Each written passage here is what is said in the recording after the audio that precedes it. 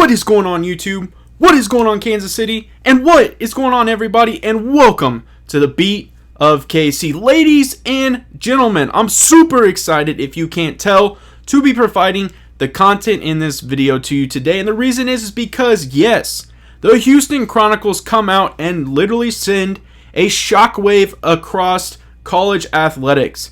They make an announcement that the Texas Longhorns and the Oklahoma Sooners are looking and pursuing to go to the SEC.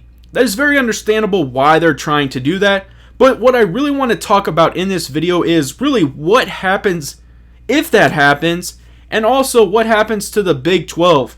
Does it stay the Big 12 by acquiring other teams from other conferences? Do they just remain and stay with 8 teams and call themselves the Big 8 again? Do those teams that are remaining get gobbled up by other power conferences and really just see an assembly of just power conferences? I think that there's so many opportunities that are going to happen, and I think this is going to start happening quickly. Like it states from the Houston Chronicles, this could happen in the next several weeks.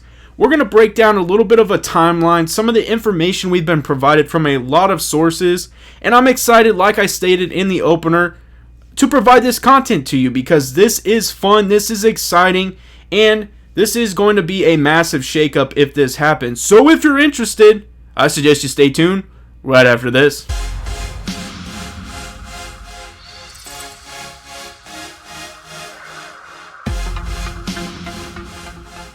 But before we dive into this video and start talking about the Big 12, we start talking about the SEC, before we start talking about the Big 10, the Pac-12, the Mountain West, and the American Athletic, and I'm sure there's a few more that I forgot, I ask that you guys smash that subscribe button, smash that like button, comment down below, and now it's time to get into the video.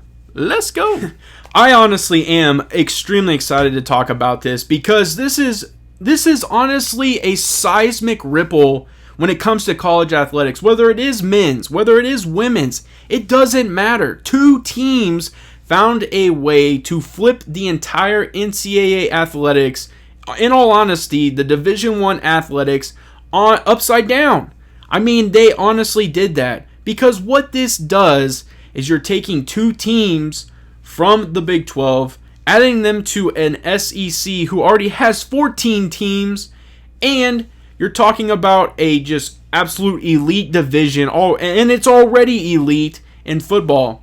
Now, I think that there truly is a lot to dissect when you're talking about, this actually happening. The 2 teams we're talking about coming from the Big 12 and going to the SEC, and this is rumored from the Houston Chronicles, is going to be the Oklahoma Sooners and the Texas Longhorns. And like I stated, this is the 2 biggest generators of revenue in the Big 12 right now. So that really does send a shot to the Big 12 as if, is this going to be able to be held on by duct tape? Are we going to be able to go out and acquire other teams and put them in the conference? Or is this thing just going to completely dismantle and fall apart and disassemble, and we're going to see teams just scatter and go everywhere? Is there going to be an interest in some of these teams? What do the teams that are in the current Big 12 outside of the Oklahoma Sooners and the Texas Longhorns offer in sports programs? That's what you really got to start thinking. On top of that, you really have a lot that is going to have to happen in order for this to really go down. And I'm excited to talk to you about all of this. So we're going to jump right in. And again, the Houston Chronicles did report this information. Basically, they cited an unmanned college official stated an announcement would be made in the next several weeks regarding Oklahoma and Texas joining the SEC. Now, we're fast forwarding to July 22nd, and this kind of happened in the mid-afternoon. Basically, this is reported from Adam Silverstein, and he said the Longhorns and Sooners have reached out to the SEC about leaving the Big 12 and joining the nation's most powerful conference. Sources tell CBS Sports' Dennis Dodd, citing a high-ranking college official with knowledge of the situation. The Houston Chronicles first reported this occurrence on Wednesday, that the SEC could announce the additions of the Longhorns and Sooners within a couple of weeks. Yes, things may move that quickly. Whether they will is another thing altogether. So what does this entail? Changing conferences is a complicated task that will not only come down to preferences of the programs, but also money. OU and UT are locked into the Big 12 grant of rights, allowing the conference to control the television product of its games through 2025. The SEC would also have to vote in the affirmative to add the programs in the first place. Now, I have heard that there are rumors, obviously, going around that Texas A&M and Missouri, the two former teams from the Big 12, are already against this, and it sounds like to me that would be 2 votes against it. In this case, you would need 2 more, a total of 4, to veto this and not make this happen. I think it's going to be hard to get 2 more votes. Personally, I think that a lot of people see the benefits of doing this, and it really does create probably the best conference, in all of college athletics. So with that being said, I started to think to myself, so it's called the Big 12, but it's down to 10 teams with, again, the subtraction of already Texas A&M and Missouri to the SEC. Now, if you go ahead and subtract Texas and you subtract the Oklahoma Sooners, now you're down to 8 teams, and the original was the Big 8. And it would be interesting to see if the conference could even hold on with just 8 teams. Those would include Kansas Jayhawks, the Baylor Bears, the Iowa State Cyclones, the Oklahoma State Cowboys, the Kansas State Wildcats, the Texas Tech Red Raiders, TCU Horned Frogs, and to wrap it out, the West Virginia Mountaineers. Now, yes, some of those are going to provide a competitive advantage in football, but you have the likes of KU, who is not very good at football. That's obviously a well-known fact, but they are extremely good at basketball. A big question now is, if this does disassemble, what products can be offered from an overall sports perspective or lucrative, teams in this situation to go to some of the other Power 5 conferences? It sounds like to me that that's definitely going to be minimized, because there's a chance this could reduce down to Power 3. It's just all so fascinating. It's all very interesting. And I think this is something that definitely is going to be discussed for a period of time, and it could be announced, like it's stated, in the next several weeks. So Chip Patterson came out, and he discussed this potential fallout and what honestly could occur. So he stated, if Texas and Oklahoma do make an official move in the direction away from the Big 12 to join the SEC, some around the industry are already starting to suggest it would be a landscape-shifting event on a scale of the Supreme Court's 1984 decision that allowed schools and conferences to make their own media rights deals instead of going through the NCAA. Now, this was continued on, and it says Yahoo Sports Pete writes that we should expect the Big 12 to be aggressive in adding schools. Should the Longhorns and Sooners be on the way out? And who gets a call depends on how big the conference wants to get. Arizona, Arizona State, Colorado, Utah, Cincinnati, University of Central Florida, University of Southern Florida, BYU, and Boise State were all mentioned in this afternoon update, with a note that Houston and SMU could be attractive candidates, though Baylor and Texas Tech might oppose more in-state competition. One line of thinking seems to be that the Big 12 would be on the ropes without 2 primary brands, but this report indicates more of a domino and food chain effect than marketing at the end of the conference as we know it. Of course, those potential candidates would have to say yes and be swayed to join a league that's going to head into media rights negotiations, hypothetically, in a much different state. So on this channel, ladies and gentlemen, we really like to cover, local teams. And in this case, I'm going to be talking about the Kansas Jayhawks. But first, I want to talk about, some things that happen in Kansas City based on this college athletics, the Big 12 conference. Really, I think what's going to be potentially disappointing is if this disassembles, if this falls apart, there's a chance you're going to lose out on what was the Big 12 tournament here in Kansas City. Something that really provides revenue to the city. It really provides a lot for people to come in and go to the now T-Mobile Center and hang out in the Power and Light District when their teams aren't playing, or while their teams are playing. Maybe they don't want to go into the arena and they would much rather hang out in that environment. If figuratively, if the Kansas Jayhawks join, we'll say the Big Ten, there's been a lot bigger cities like Indianapolis.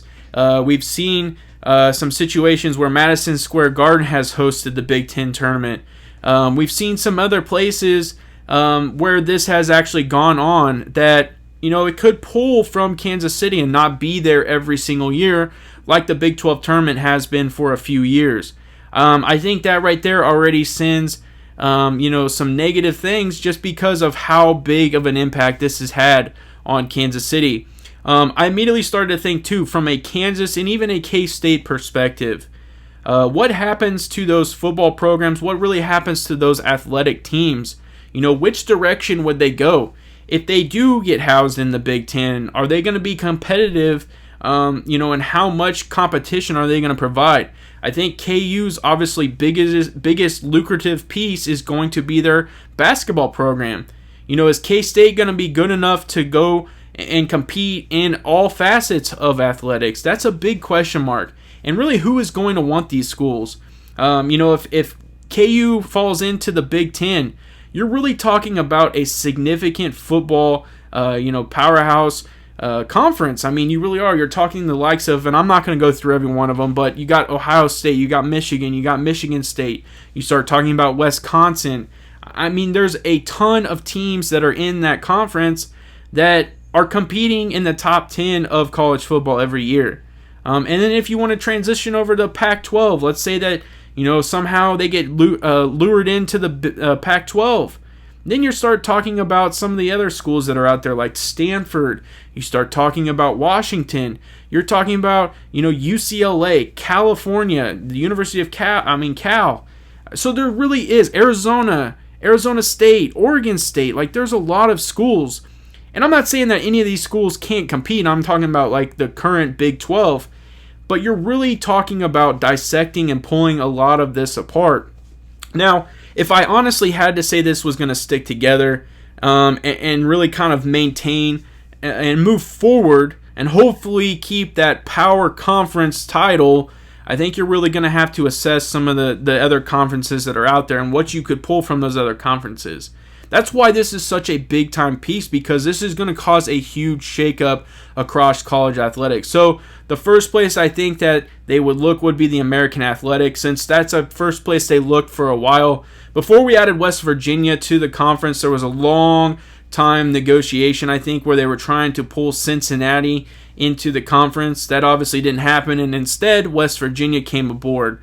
But you really got to start considering some of the schools that are there, like Houston, Memphis, SMU.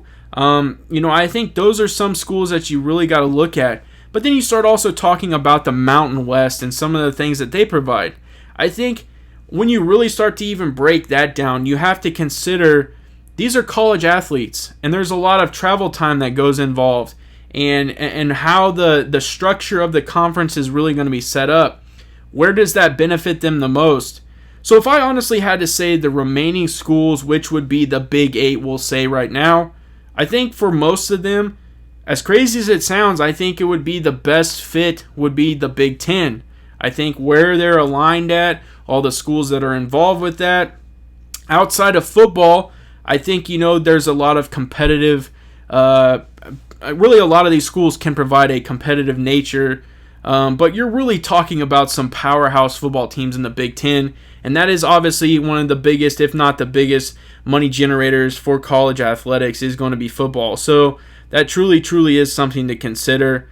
And then obviously if they were to go to the Pac-10, again, you're talking about Oregon, you're talking about Stanford, you're talking about USC, your UCLA, you're talking about Cal, Stanford. I mean, the list goes on and on. Yes, those do provide very good basketball programs, but again, the biggest money generator is going to be football. So I really was excited to talk about this. I really do want to get your guys' thoughts, because I think that this is definitely something that's going to be a live stream here before long. Because if this is going to be, starting to compound, we're going to start to see a lot more people updating.